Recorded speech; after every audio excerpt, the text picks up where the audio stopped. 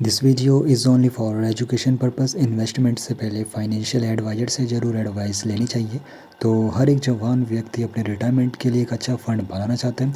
तो ऐसे में हम यहाँ पर डिस्कस करने वाले हैं 3 ऐसी स्कीम जहाँ पर अगर वो निवेश करते हैं तो क्या उसको फ़ायदा होने वाला है। तो ये स्कीमें जो हैं EPF, PPF और NPS। तो आपकी रिटायरमेंट यात्रा के लिए सबसे अच्छा रास्ता इनमें कौन सा होने वाला है, सब कुछ विस्तार से समझने वाले हैं।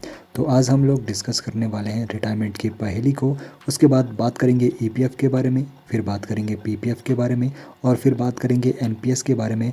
उसके बाद फिर आप लोग यहाँ पर डिसाइड कर पाओगे आप लोगों के लिए कौन सा रास्ता सही रहने वाला है आपके रिटायरमेंट के लिए। तो रिटायरमेंट की जो पहेली है, क्योंकि हर एक व्यक्ति अपने रिटायरमेंट को काफ़ी आरामदायक तरीके से जीना चाहता है और एक अच्छा फ़ंड बनाना चाहता है, क्योंकि जवानी के वक्त वो जो कमाई करता है तो रिटायरमेंट के लिए भी वो एक अच्छा फ़ंड चाहता है, ताकि उसके जीवन में कोई कठिनाई नहीं हो और जो भी उसकी ज़रूरतें हों वो अच्छे तरीके से पूरी हो सकें। अब यहाँ पर हम बात करेंगे नौकरी पेशा वाले लोगों के लिए EPF के बारे में। तो EPF उनके लिए किस प्रकार भरोसेमंद विकल्प रहने वाला है, तो उसको यहाँ पर समझते हैं।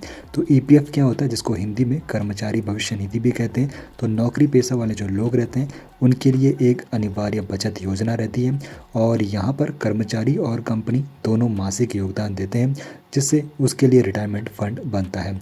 अब यहाँ पर जो रिटर्न मिल रहा है, यानी कि रेट ऑफ इंटरेस्ट जो यहाँ पर है फाइनेंशियल ईयर 2024-25 के लिए 8.25% यहाँ पर इंटरेस्ट रेट आप लोगों को देखने को मिलने वाला है, जो कि फिक्स्ड रहने वाला है।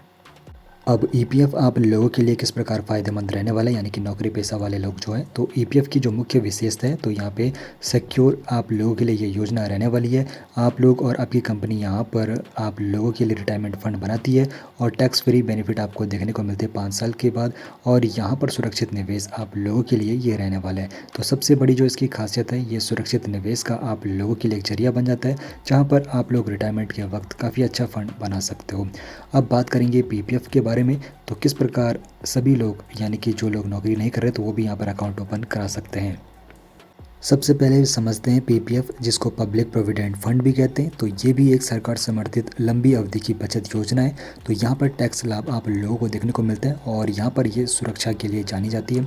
अब यहाँ पर जो रेट ऑफ इंटरेस्ट अभी के वक्त, यानी कि जब ये वीडियो रिकॉर्ड हो रही है, तो उस वक्त जो रेट ऑफ इंटरेस्ट यहाँ पर मिल रहा है 7.1% रेट ऑफ इंटरेस्ट यहाँ पर मिल रहा है और यहाँ पर टैक्स फ्री यहाँ पर ये योजना रहने वाली है।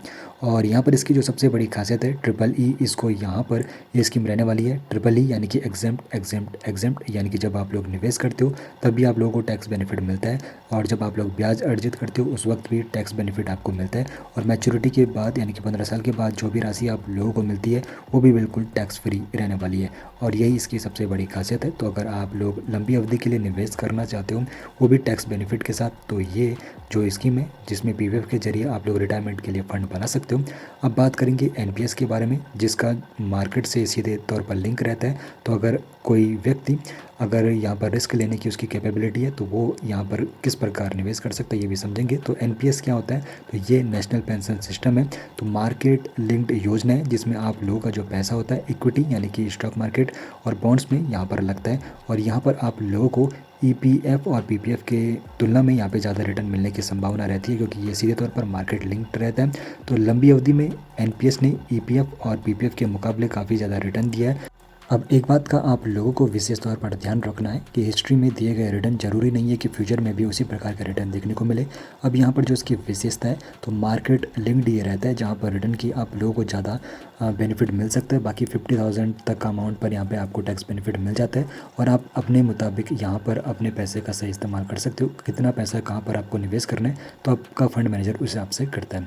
बाकी जो व्यक्ति जवान है, यानी कि 25 से 30 साल की उम्र वाले लोग यहाँ पर निवेश कर सकते हैं, क्योंकि उनकी रिस्क लेने की जो कैपेबिलिटी रहती है वो ज़्यादा रहती है और ऐसे में लंबी अवधि के लिए अगर आप वो निवेश करें तो वहाँ पर उनको बेनिफिट देखने को मिल सकता है।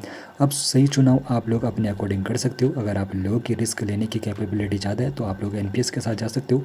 अगर आपको फिक्स्ड आप लोगों को रिटर्न चाहिए तो PPF के साथ आप लोग जा सकते हो। तो इस श्रेणी में आप लोग यहाँ पे देख सकते हो।